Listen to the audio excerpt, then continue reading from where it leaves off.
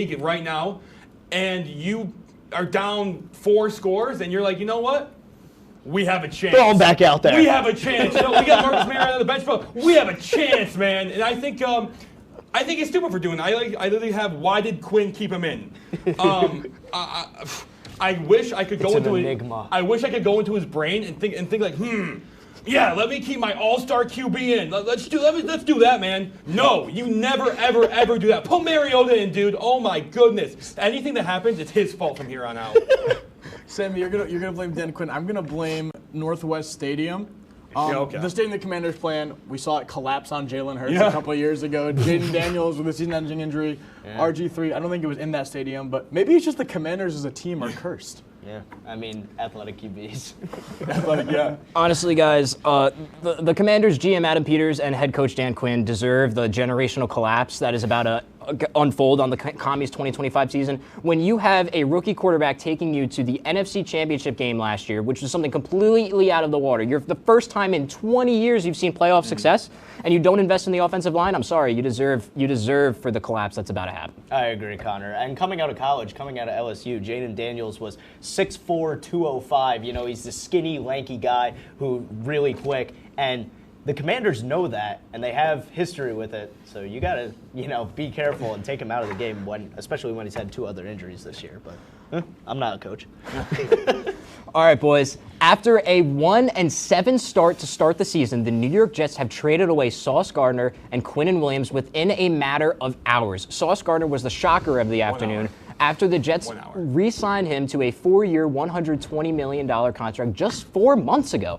The Jets received 2 first-round picks in return for Sauce and a second-year wide receiver in Adonai Mitchell. Just an hour later, the Jets would trade another all-pro caliber player in Quinnen Williams for a 2026 second-round pick and a 2027 first-round pick.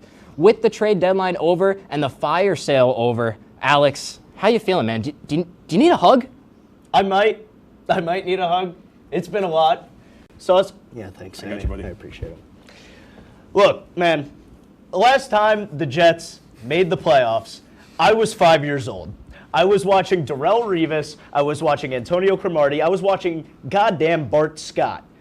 And for 15 years, I'm going to graduate college next year. Last time they went to the playoffs in general, not one, I was 5 years old. I have watched continuous regimes, continuous rebuilds. I have watched GM after GM after coach get fired, and I'm 20 years old, okay? Don't get me wrong.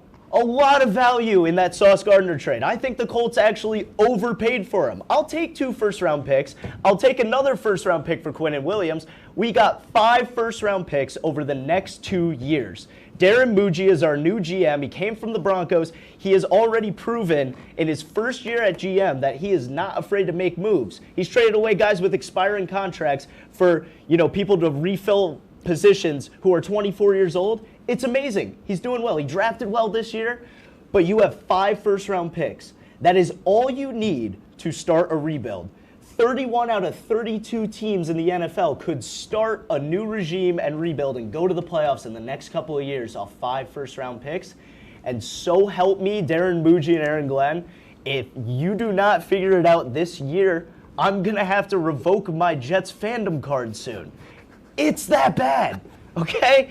You have 2 first-round picks this year, 2 second-round picks this year. Next year, 3 first-round picks, more second-round picks. Start a new regime, draft a new QB, get some weapons that isn't just Garrett Wilson, and please fix this squad. I'm begging you, please.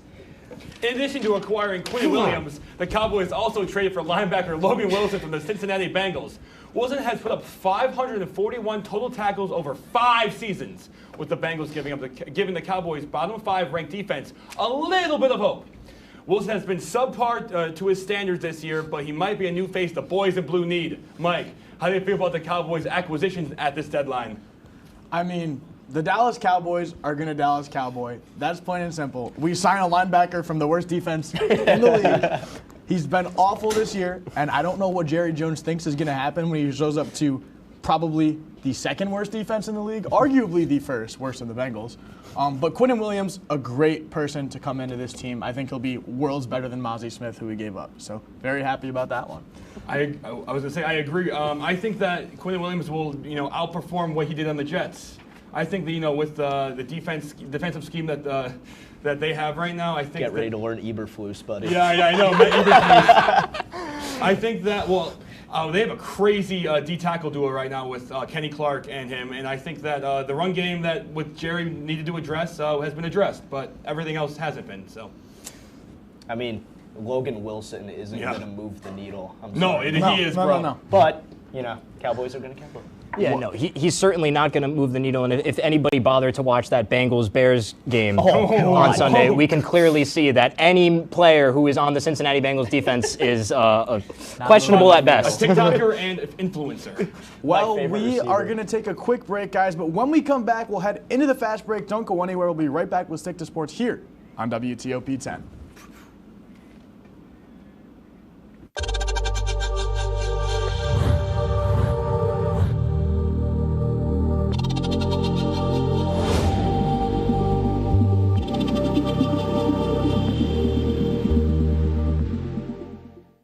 Say, President Stanley, whenever there's bad weather, who would you turn to? I'd turn to Storm Team 10. No, but you've got to say it like this. Storm Team 10. Say it with me.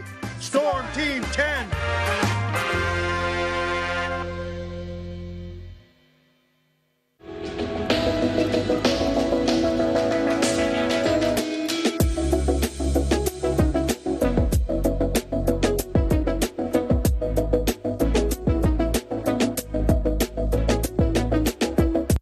If you like action, romance, and highbrow humor, surfaces this floor. Minch did not legitimately put his head in the toilet. There's only one place to turn. No! Tune in to new episodes of Oh boy! only on WTOP.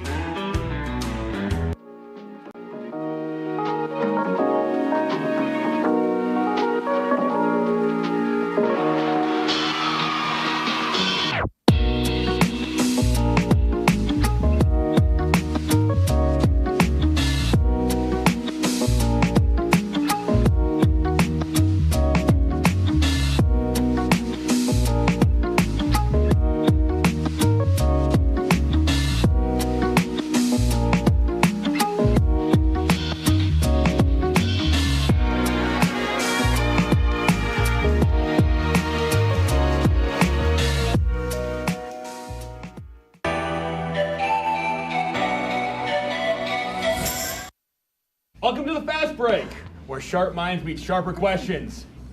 Let's jump right in. Thank the gods! The NBA has returned, and with it comes triumphs and failures. Some teams have been looking great so far, and others not so much. I wanted to ask the guys their thoughts on the season so far, along with some takeaways that they have. Start with you, Connor.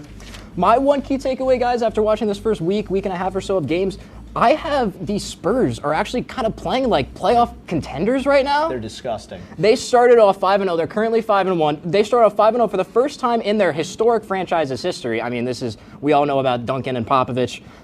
Victor Wembanyama currently ranks as the NBA's second best player per possession according to wins above replacement. You know I love my war stats if you watch this show.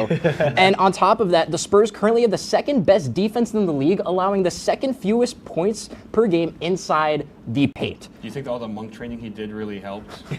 It might have. And on top of that, their offense, it's ranked 9th right now, so that's a little, it could be better. They're without all-star point guard De'Aaron Fox, so it's only going to get better. Yeah, and Wemby, I hate to bring up betting every single time that it's cut to me. Especially with the next segment. Yeah, exactly. But Wemby is now the favorite right now to win MVP, Defensive Player of the Year, and Most Improved Player, all in the same season. I think that would be the Holy Trinity. The Holy Trinity, the Father, Son, and the Holy Ghost. But no, Spurs are amazing. My takeaway from this first week of this season is Philadelphia 76ers might have something going, and it's all because of two people. Tyrese Maxey's historic scoring burst that he's had in his first 6 games, he's averaging 33.7 points per game and 9 assists through 6 games. Whoa. And it's his birthday tonight. He might drop 40 again. Happy birthday, Tyrese. Happy birthday, Tyrese. And VJ, Rookie of the Year, Edgecombe. This kid coming out of Baylor, disgusting. He looks like a mix of Harden with his playmaking abilities and shot creation, and a young D-Rose with his explosiveness and finishing at the rim. I mean, he is averaging 25 and 5 out the gate, and he just looks like he's ready for the NBA. So with Jared McCain, Paul George, and Embiid hopefully getting healthy throughout the season in a wide-open Eastern Conference, the Sixers could compete later in the season. It's yet to be seen, though. Yeah, fellas, and plain and simple for me, this Boston Celtics team cannot get it done without Jason Tatum. They look terrible. 3 and 5 on the year. What are we doing? 19-year-old Jason Tatum. All right, staying on the court, kind of. The biggest gambling scandal this millennia has hit the NBA. Players, coaches, and front offices around the league are under fire after 3 arrests have rocked the sports world. Trailblazers head coach Chauncey Billups, Miami Heat player Terry Rozier, and Damon Jones were arrested on multiple different gambling charges. Alex, if you're Adam Silver, where do you go from here? It's really tough, Sammy. And the problem that we have with online sports gambling is that now it's so embedded into our culture, and everybody is starting to take advantage of technological advancements, and how we see ads for DraftKings and you can bet at your fingertips whenever you want.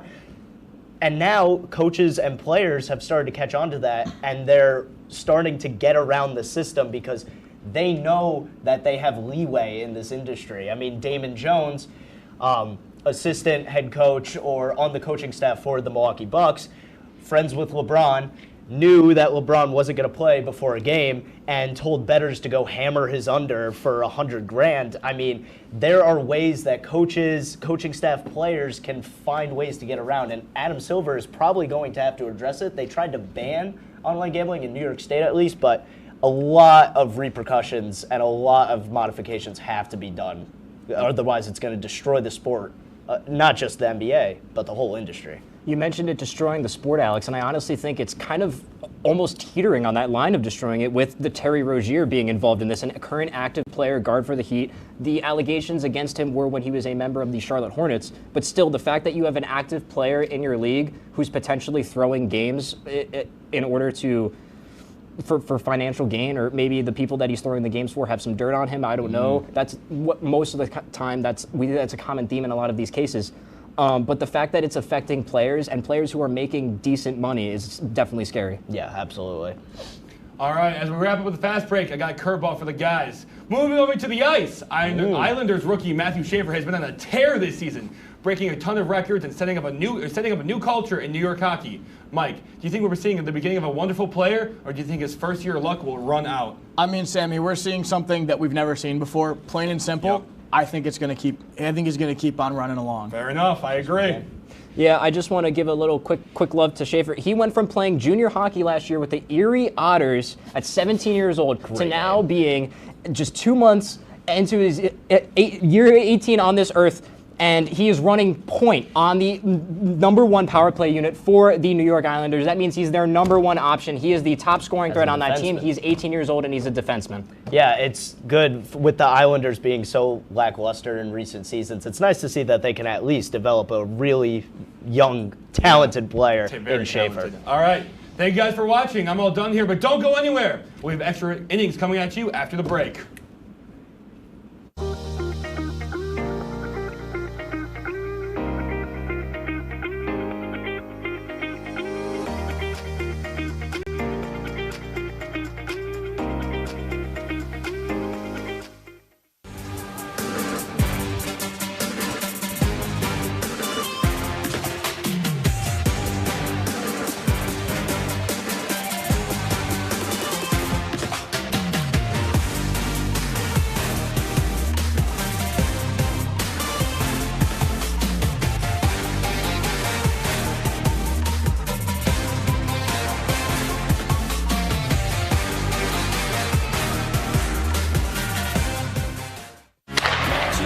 If it's hockey, In front, they score! It's on Hockey Talk. Join Rob Finger and his panel of guests. Their behavior against easy teams. How do you lose to the Bruins twice? As they take you through the hockey world. We welcome you with open arms. Tune into Hockey Talk, Mondays at 9:30 after East Coast hockey games. Only on WTOP.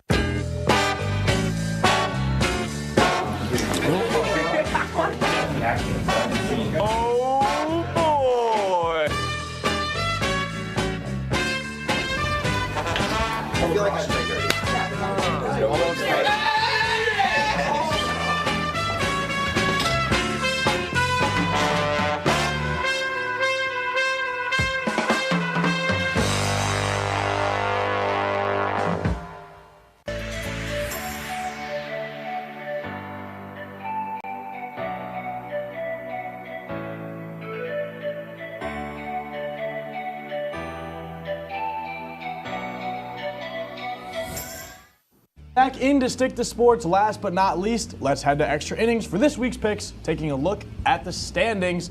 And fellas, we got 2 ties. I know. Me and Connor tied for first. There's us with the standings, I think, behind us. Yeah, we're covering it a little. See if we can get those in. And then Sammy and Alex, I believe, 1 game behind. 5 and 4, 6 and 3. There it is. There we go. Yeah, there. I had a crazy comeback. It's going to come down to the wire, boys. Yeah, it is. We're in for a really, really tough finish. Certainly the best season we've had. Absolutely. Right. No runaway winners. It's that time of year again. Baseball has ended in the worst way possible for the second year in a row. A ton of players showed up and showed out for their teams, but unfortunately only 2 players can win the MVPs. What you got, Connor? In the AL, it's simple. It's Judge. I mean, I know there's all this talk of Raleigh with voter fatigue. I'm sorry, Judge beats him in WAR, and that's what it comes down to. He beats him in F-WAR, he beats him in B-WAR. And then for the NL, it's Ohtani. We all have the same picks. These are the top 2 stars in baseball. They lead WAR every year. This is who's getting it. Yeah, this is the 2 faces of the league. I mean, Judge was, 800 points in front of Raleigh in average. That alone should scream to you. They're trying to make up all these stats about like Raleigh's postseason and regular season home runs. Postseason doesn't count in NBA. Postseason doesn't count in MVP. It's Judge and Ohtani. Simple. Plain and simple. I was going to say, I would say the exact same things they would, but I don't want to. Judge and Ohtani. Yeah. All right. From the diamond to the gridiron we go as Mac Jones and the San Francisco 49ers take on Matt Stafford and the Rams at home on Sunday. And with this being a division rivalry game setting up to be a fantastic performance, Alex, who do you have taking the fight for Levi Stadium? I got the Rams, and I think they're going to play with a little fire underneath them after losing to the Niners in that OT Thursday Night Football game earlier in the season. Mac Jones got their number once. He's not going to get their number again. Give me the Rams. I agree. You know, I hate Mac Jones on this TV show, and that's not going to stop. Give me the Rams, baby. Be the Rams. So much hate for the San Francisco 49ers, but they always get it done. Mac Jones looked beautiful against the Giants last week. I don't care that it's the Giants. Mac Jones looked great, and I think he's going to carry that into next week and beat the Rams 31-30. The Niners defense is injured beyond all belief, they gave up 24 points or more in back-to-back weeks to bottom 3rd offenses in Houston and the Giants. I think Matt Stafford and the Rams being a top 10 offense going to have a field day. Well, finally, we'll head over to the frozen tundra of Lambeau Field as the defending Super Bowl champion Eagles come into Monday Night Football to face the Tucker Craftless Green Bay boys. That's amazing. How do we see this one playing out? Well, Tucker Kraft, man, he was that team. He was the heart and soul of that team. Give me the Eagles, bro. Jalen Hurts is going to get it done. He's a winner, and he'll win again. And he's a top 5 quarterback, and he's going to show why. He's not Justin Herbert. They're coming out of a bye week. Eagles are going to blow out the Packers. No Tucker Kraft, no win, baby. Packers only able to score a lowly 13 points against the Carolina Panthers last week when they're supposed to be Super Bowl contenders. The Eagles just improved their secondary with Michael Carter and Jair Alexander, and they're coming off a bye. Give me the Eagles, fly, baby. And that Packers offense just didn't look good enough to get it done last week. They're not going to be able to get it done against the defending Super Bowl champs. Give me the Eagles. I don't remember what my score was, but that's fine. Jalen Hurts will prove who he is. But that's all the time we have on this episode of Stick to Sports. Be sure to tune in next week right here on WTOP-10. Now we will see that. Hello, Bubcam. Hello again. Hello, Bubcam. Hi, Bubcam. I might start a fire there. I went straight I got to pick up my sauce jersey.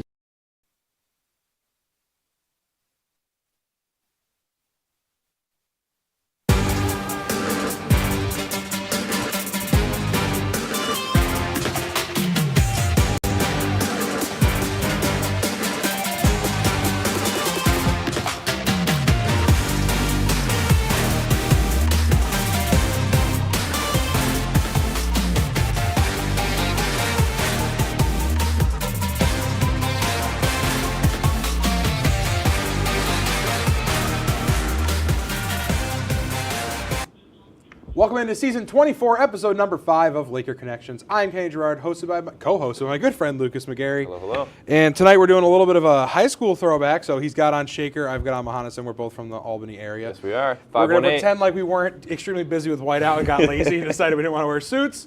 Welcome into our whiteout edition. He wore white. I didn't get the memo. Lucas, how are we? I'm doing great. I'm really excited about later in our show. We're not doing just the normal sports. We got 2 sports that we always do, and then we have 2 sports I don't think we've ever talked about before, or at least not for a couple of years for mine. Probably not, and definitely never mine. So we'll you are very new. Yes, yeah. So, well, Lucas, time continues to fly, and the out-of-conference games have come to a close. I said games in there. Good job, Ken. Come to a close. The conference play is here. 3 out of the 4 years I've been at Oswego, our first conference game for men's hockey has been none other than Plattsburgh. Yes, sir. And whiteout is here, as well as the snow outside. Although whiteout looks a bit different this year, no Potsdam in town, and a jersey retirement for men's hockey. On the women's side, it's alumni weekend for them, and their half of the whiteout weekend also looks a bit different. Nevertheless, whiteout weekend has arrived, and Lucas, let's recap the last games. Look ahead to this weekend and this week's Wheelhouse Wire. Lucas, I'm done talking. Women's hockey, let's go. Pass it over to me, Ken. Oswego women's hockey hit the road for a non-conference matchup at Utica this past weekend, and after a 3-0 win Friday night, the Lakers thought they had the answer for Game 2. Oswego came out strong and generated plenty of chances, outshooting Utica 40-19. But the Pioneers struck late in the first period and held that 1-0 lead the rest of the way. The Lakers fought hard, but never found the equalizer as Utica goaltender Catherine Sheehan recorded a 40-save shutout. Oswego falls to 2-2 on the season. Kenny, based on how good they were last year, is it already time for concern when it comes to the women's hockey team? Well, first things first, do you know who was coaching on the Utica staff that was with Oswego last year? That would be Miss Rachel Corbett. Miss Rachel Corbett, correct. That's a pretty cool She fact. might know something too about that Lakers team and help them out. Be like, hey, coach, I have a couple of things. I can tell you. But no, I don't necessarily think it's time to hit the panic button at all. Fair.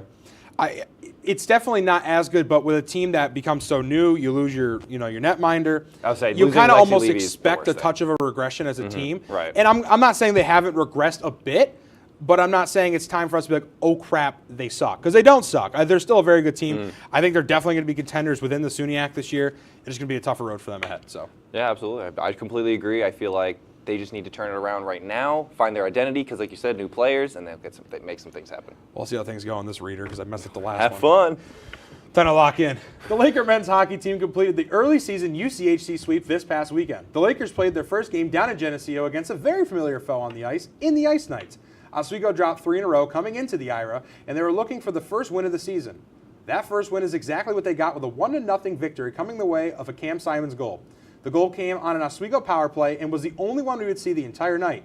Netminder Gavin McCarthy had a night with a perfect save percentage on 54. Wow. 54 shots faced. That is insane. The Lakers then headed back home to take on the Golden Eagles and won soundly with a 4-1 victory.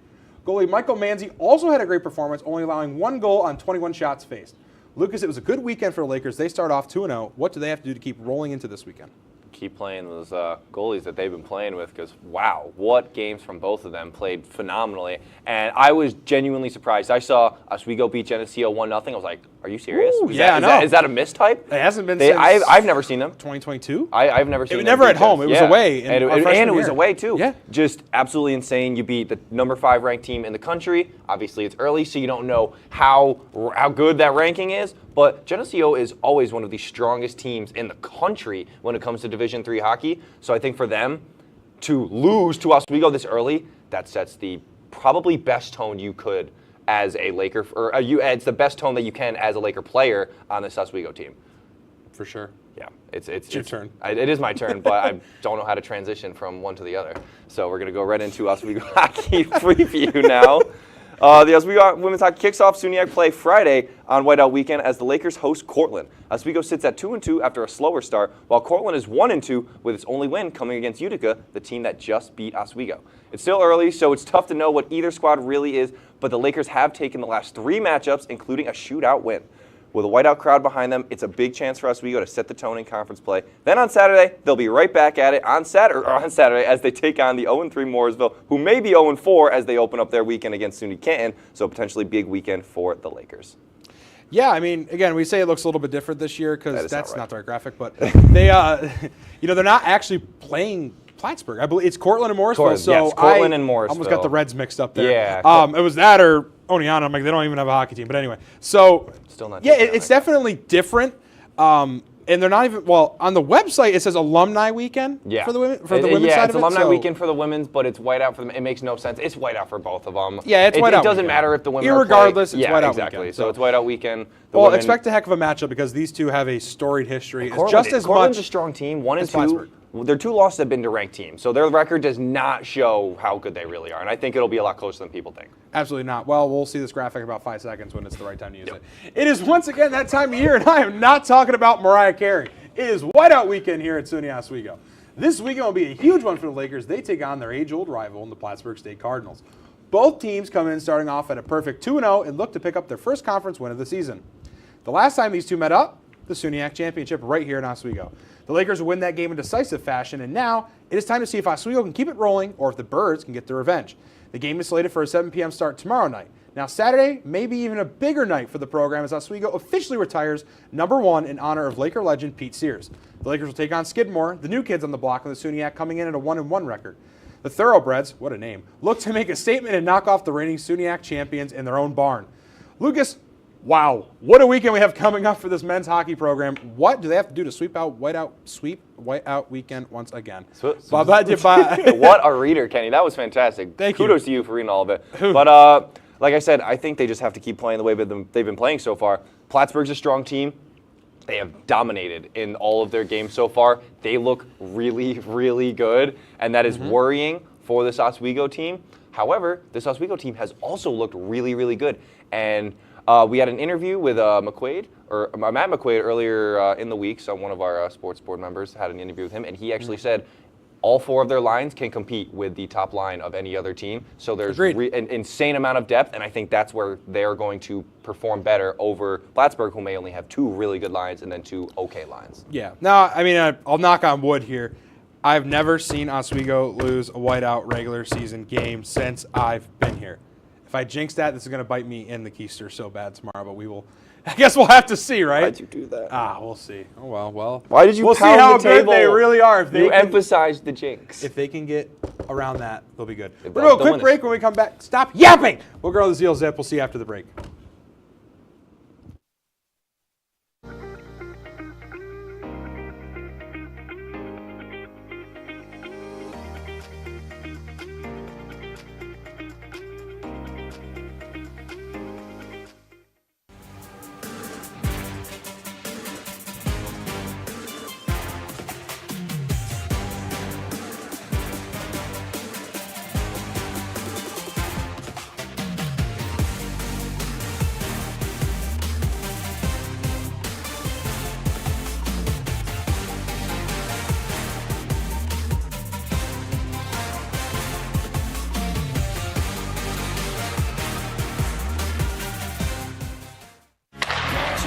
If it's hockey, it's on Hockey Talk. Join Rob Finger and his panel of guests. Their behavior against easy teams. How do you lose to the Bruins twice? As they take you through the hockey world. We welcome you with open arms. Tune into Hockey Talk, Mondays at 9:30 after East Coast hockey games. Only on WTOP. Oh boy! Come across.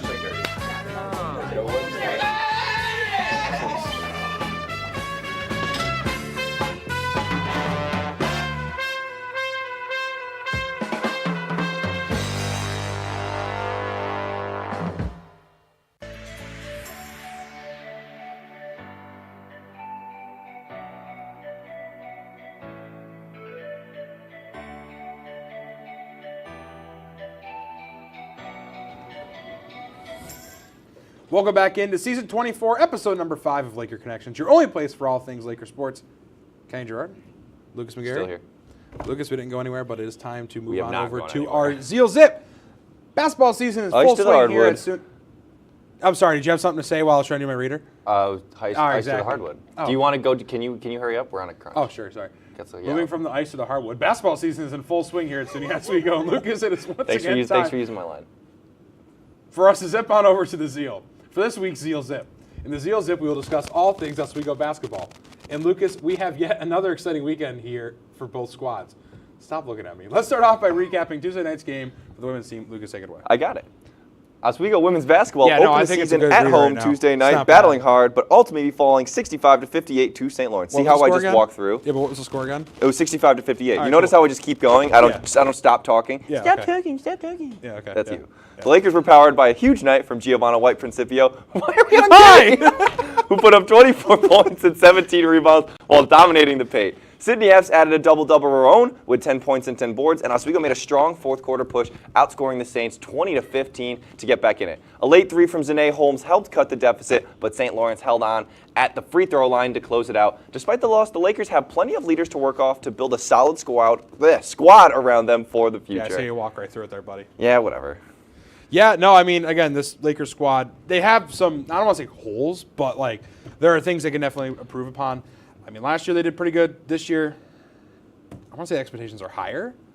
I think it's higher. I think so. They have new players. They have the leaders, like I said. Hefs and White Principio are incredible bases to work off. Hefs is a playmaking machine, and White Principio is probably the best center in the SUNY, without a doubt.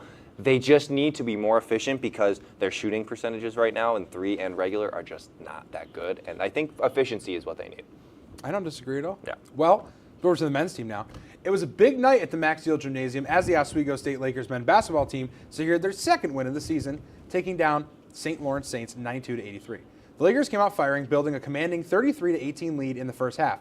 Stephen Bradley led the way with 28 points, while Deacon Judd added 23, keeping Oswego in control even as the Saints pushed back late in the game. Strong shooting and steady defense sealed the deal, giving the Lakers another confident home court victory. Lucas, the Lakers are off to a hot start, but it almost came crashing down late in the game. Take me through this one. Yeah, it was a little too close. Oswego did not want to make their free throws at the end of that game when it came down to it. They had a sizable lead, and they started getting fouled like any team does. Yeah. And the strategy worked for the defense because Oswego could not make their free throws, and that has been an issue for them for a while now. Deacon Judd, who usually averages a ton of free throws, has been struggling at the line. He still had 23 points, and he makes a lot of free throws, but he's missing too many for him to be at the line as much as he is. Stephen Bradley, obviously, he's lights out. I think he had like 6 threes. Ridiculous. So he's on fire. He's a veteran. He's a leader. And I think overall this team looks really, really good.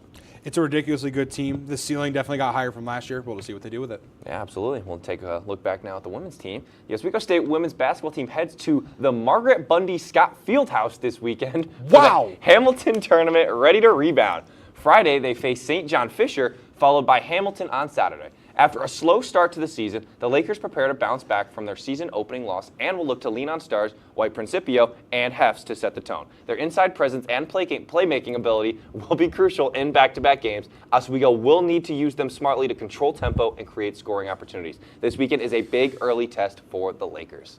Holy Hamilton, what a heck of a name it is to play in that place. Margaret something Fieldhouse. Yeah, we already forgot. It's okay. Sorry, Hamilton. Yeah, no, I mean, I think you're exactly right. Leaning on those point getters, leaning on the stars, and leaning on the veterans of the team, I think will play crucial in this one. I mean, again, we did say their ceiling is higher and they have a lot of new players, but it's early, right? Like, we don't want to say that we were relying on the newer players yet. I think you lean onto these veterans, get the play from them, and then obviously just kind of, develop along with what they're doing. The new players need to get more comfortable. They just need to get confidence. Sure. That was their first collegiate game. They're going into their second and third now. They just need to get a feel, get the jitters out, and they'll be fine. Absolutely. I mean, well, everybody gets nervous, so I Exactly. I get it. But, so the Oswego State Lakers are set to host the Nazareth Golden Flyers this Saturday at 4 p.m. inside the Max Steel Gymnasium. We're talking about the men's team, by the way. I forgot to say that part. Nazareth comes in hot after winning the Mike Daly Memorial Tournament. It features one of the region's top scorers in Jalen Savage, last season's Empire 8 Player of the Year. He's supported by veteran forward Tyler Putney. Oh, like David Putney from the movie. Giving the Flyers a balanced experience attack. But the Lakers have home court on their side and momentum from the recent win, looking to set the tone early and slow down Nazareth's offense. Expect a fast, physical matchup between two programs with high expectations as the Lakers aim to defend their floor against a seasoned Nazareth squad. Lucas, this will be a good early season test for the Lakers. What do they have to do to secure victory in this one? Keep scoring the ball. I mean, I already said it earlier. They have some problems at the free throw line, but other than that, they have no problem scoring the ball. 91 points per game so far to start their season. They haven't played too much, but they have played in the games that they have won. They have played really, really, really well in terms of scoring. They have a couple of guys who are just absolutely popping off. Stephen Bradley, Deacon Judd. Jason McGee, another one that I saw. Arthur Foster, a fantastic one, had dunk of the week, dunk of the month. That was a crazy, crazy dunk by him. I actually got his name wrong on commentary. I felt so bad. I said Arthur Fowler. I messed it up. Freddie Fowler's another guy on the team, and I just swapped their last names. So I was very upset. But other than that, the basketball team, I think that they have a really, really promising squad, and a lot more promising than last year, which I think is a big thing, because last year they had a lot of hopes, and it didn't really work out as well as they wanted to. I have an idea. Give Stephen Bradley the ball. We're going to go a quick break. When we come back, it'll be time for the Lucas and Kenny recap. What the heck is that? We'll see you after the break. Joe Pretty. I'm your host, Joe. Hello, Simon. Joe is at this place. And I'm very concerned to see what Piper's answer is here. All right, it's a 98-page rule book. You guys are stumped still? Joe, I'm going to sound like a little snob here. It was not founded by Ray Kroc.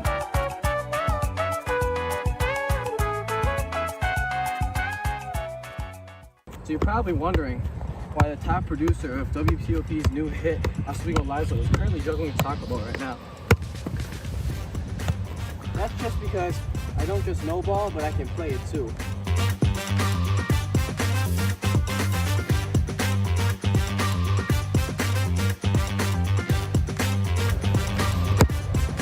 WTOP, live every other Sunday, 7 p.m. Tune in.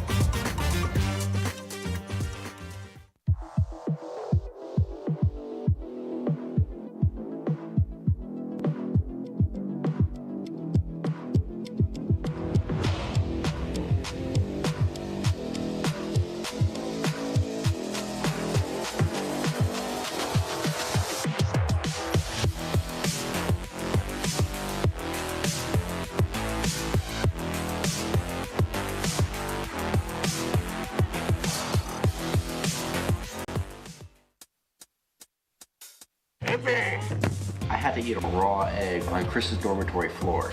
I currently don't have any federal pending charges. You know what you never did? You never walked to Walmart, Chris. That's my co-host. This is for making me eat roast Pop-Tarts. It's showtime, Chris. Come on. I want to be on the air for that. I got a couple things to say. No. Spin the wheel. Oh, you got censorship. Welcome back. Welcome back. Welcome back to... On the... Yeah, no, I know. Yeah. I don't disagree. Yep. Who just yelled in my ear? Who just yelled in my ear? Are we supposed to go? Are we supposed to be talking? Are we supposed to go? Be going? Oh, welcome back into season 24, episode number 5 of Laker Connections, your only place for all things Laker sports. I'm Andy Gerard, co-host with my good friend, Lucas McGarry. Well, we're just going to move ahead, Lucas. Yeah, let's do it. We mentioned last episode that me and you had some matchups in our respective sports. Yes, we did. You with swim and dive. Yep. Me with coaching fly football. Oh, yeah. And we're going to recap how both our weekends went.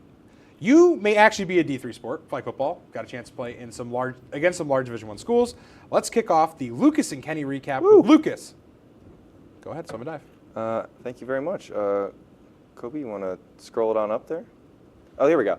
The Oswego swim and dive team delivered a dominant performance in their home meet Saturday, beating both Hobart and William Smith respectively. The Lakers set the pace with impressive relay victories. The men's 200 medley relay team of Jay Hernandez, Aiden Caples, Thomas Perga, and Jackson Vignona touching first, while the women's A relay featuring Izzy Daig, Aurora Jarvie, Jocelyn Kaniski, and Catherine Birch followed with a win as well. Two standout performances transpired during this meet. Antonio Medina claimed wins in the men's 200 and 500 freestyle, anchoring the 200 free relay, while on the women's side, senior Jana LaFerrier swept the 50 and the 100 freestyle and led her free relay to a victory. This earned them both men's and women's SUNY Swimmer of the Week. Congratulations to both of them. And for some new blood, freshman Peter Jennings narrowly edged Hobart in the 100 breaststroke by just a 100th of a second as well, getting his first win of the season. Congratulations to Peter. With strong showings across the board, Oswego made a statement at Laker Hall Pool. Rub-a-dub-dub, I'm in the tub. Yeah, Kenny, why don't you tell us a little bit about the swim team? So I'm going to have to go. Yeah, I'm very proud of how our team did. No, okay, wait. Go ahead. I'll be serious. I know a lot of people on the team now from you guys. Yes. Good win. That's a good win. I mean, you guys have gotten, since I've been here, noticeably better. Yes, you guys have gotten closer to that been here. pesky Cortland team. Every year you guys have gotten closer. We were almost there last year. I know. You beat Oneonta, right? We stomped Good, Oneonta. Good. Yeah, I mean, you guys have been doing a lot better. I really don't know much about swim. Women's team's undefeated, men's team's 2-1, and that's just because we lost to Clarkson, who's a much better team. But women's team are undefeated. They're killing it. We got a very, very easy matchup this weekend against Fredonia, who has, I think, 6 swimmers total on the men's and women's side. I think they have enough for a men's and women's team, one relay each. But yeah, it'll be a very easy weekend for both of our teams. So we should be looking at a undefeated women's team and a 3-1 men's team. I like the vote of confidence. We'll see if you guys can actually pull it off. But the Oswego State flag football team traveled down to College Park, Maryland to participate in the NERSA Mid-Atlantic Regional Tournament. And participate they did. The team would go 0-3 in the tournament, falling to Princeton, Maryland, and Maryland's JV teams. Led by head coach Kenny Gerard and quarterback Dylan Zielinski, the team was unable to get much going throughout the tournament. The Lakers would score a total of 12 points, scoring on a rushing touchdown and a pick 6, both coming from star player Sixto Quillis. The team would not get the results they were hoping for in this one and gear up for the spring. I actually spoke with head coach Kenny Gerard, and he was stated as saying, well, these things happen. Lucas, what a disappointing tournament. What do you have to do to improve for next year? I had to take my mic away. I was laughing too hard. That was a great reader, Kenny. And thank you. I'm a little disappointed with how the flag football team, because there was a lot of hype. I actually spoke to Kenny Gerard as well before their tournament, and he was really confident. He was like, you know what, we're underdogs, but I think we're gonna show out, and I think we might really turn some heads. Yeah, you didn't turn any heads. There were no heads. No, you know whose heads we turned? The referees into 1,000. Okay, can I just say this on air? This is horrible. Okay, can we get out of the split box, actually? This might be the worst thing I've ever seen. So this kid we were playing in Maryland, on Maryland's A squad, was on his back in the end zone. The ball hit him in the chest, rolled off of him, and they called it a touchdown. I could not believe it. I genuinely, after the game, went to the refs and go, listen, I appreciate all the work you're doing. I know you're here all day voluntarily. But can you explain to me how that's a touchdown? And they're like, well, we saw the ball caught. Listen, I'm not bad-mouthing refs. Right. And it is absolutely not the reason we lost. The reason we lost is because we couldn't score a touchdown. That is probably the reason why we lost. But my God, that was bad. I have never seen anything like that in my entirety of my minuscule existence on this planet. Look at him. He's trying to tell us to wrap up. I'm done. I don't know. Yeah, no, we can. I can't. I'm gonna get too heated. We're gonna go to a quick break. Yeah, we'll come back. Laker showdown when we come up. You can throw the break. Yeah, what he said.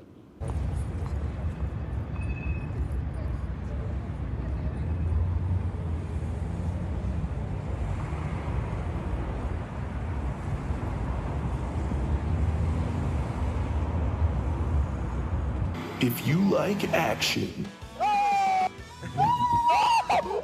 romance, if you're watching this, and highbrow humor, surface is this? Floor. Minch did not legitimately put his head in the toilet. There's only one place to turn. No! Tune in to new episodes of Oh boy! only on WTOP. What we do here is go back. Cooked. You know it's cooked when it's not raw anymore. Gordon Ramsay gonna see here. Cat cam. Because Kenny pulled a picture of him.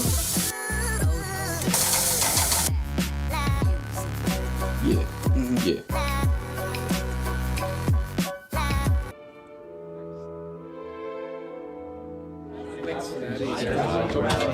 Get rid of all the questions.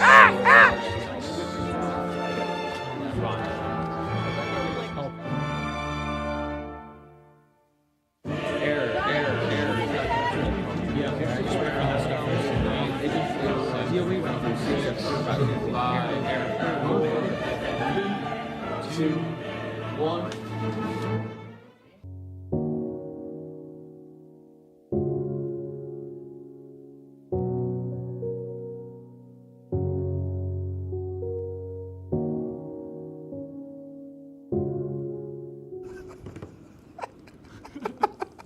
What?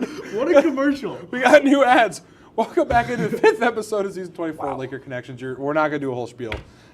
This is Mike. Do you want to explain to it, or we just want to roll into this thing here? Just call us the best. Just call us some of the best athletic sports minds. minds. The school Yep, that's us. Question. That's us. Answer I like the most gets a point. Whoever gets 2 out of 3 gets bragging rights until next week, which will be our last week, I believe. Until senior week. We'll do a senior week show. Well, two more shows. Oh my gosh, we are seniors. So we can actually do it. We're old heads, as the kids would week say. 11, the meat of the NFL season this year. Who was your best waiver wire pickup in fantasy football, Ben, so far? Lucas, you're up first. I had I got it. Troy Franklin, wide receiver on the Broncos. I had no idea who he was, and then I picked him up like 3 weeks ago, and he put up like 20 in his first game that I had with him. And he's been cooking with Bo Nix. So Troy Franklin, he's my pick. Bo Nix. In my Yahoo Fantasy League, where people apparently for whatever reason, I don't know why they did it on Yahoo, I just joined last second. Anyway, I got Quinshon Judkins off of waiver wire. How many people are in your league? 10. That was a waiver? Yeah.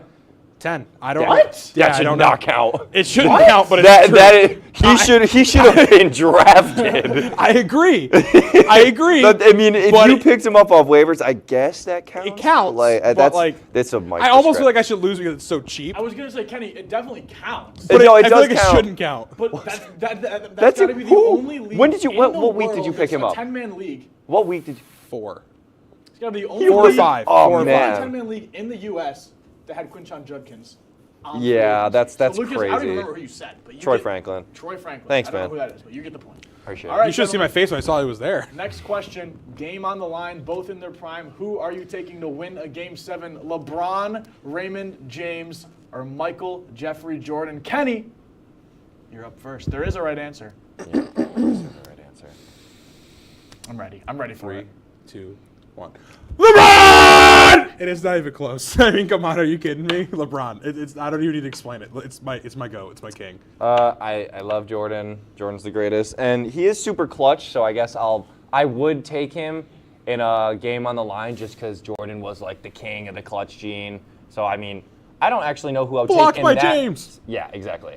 But in this specific situation with the game on the line, I feel like Jordan might be the better option just based on clutchness, but also it's LeBron. So But you know who he's not? LeBron. 3, 2, 1. LeBron! Fair enough. Kenny gets the point. Plain and simple. LeBron, my beautiful king. And finally, fellas, it's whiteout weekend. I couldn't not put a question about Oswego versus Plattsburgh on here. I want you to imagine you're putting every cent you own on one player to score the first goal in this whiteout matchup. Can be from either team. Who you picking? Lucas, you're up first. So in my Luke's locks that have happened in both of my perch games that I've done, I have said that my second lock is going to be Matt McQuaid scoring a goal, and he has failed me both times. So you know what? Guess what? I'm going with Matt McQuaid again. Matt McQuaid is scoring the first goal of the night, and it's going to be awesome, and I'm going to be so happy. Kenny, I'm taking a huge underdog. He had what is that noise? He had a great game in the preseason where he scored 2 of his own. Give me Tommy Bannister to score the first goal of the game. Everybody takes McQuaid. Everybody takes, what's his name? Hogg from Plattsburgh. Give me Bannister. And when it happens tomorrow, you don't have to give me the point. I don't even want the point. Give it to him because you know that's the cop-out answer. But when I'm right, you'll come weeping to me tomorrow. What a guy. I only went Matt McQuaid for the bit of me picking him wrong 2 other times. I have to pick him until he scores a goal now. Fair. And I will not stop picking him until he scores. I mean, Matt McQuaid's such a seasoned vet, and Lucas, they say third time's a charm, but I don't really care, and I'm in charge, so you don't get the point because Tommy Bannister has the best name ever. The best name ever. We should probably wrap up the show. I guess so. We have plenty Thanks of for time, watching guys. season 24, episode number 5. We'll see you next week for episode number 6. Have a wonderful night. We gonna bump? Yeah. See you at Whiteout. Hey, catch 8, Silly Dilly. 7, 6. Oh. Let's hear that buzz. Oh no! Just do down the middle. Chris, how long? No, don't do it down the middle. Yeah, he's at it. He's at it. Joe, get a cut of this. Oh no! Well, that's where we last left off. Me and Chris getting our hair buzzed while I'm holding on to an inflatable horse. What a pity.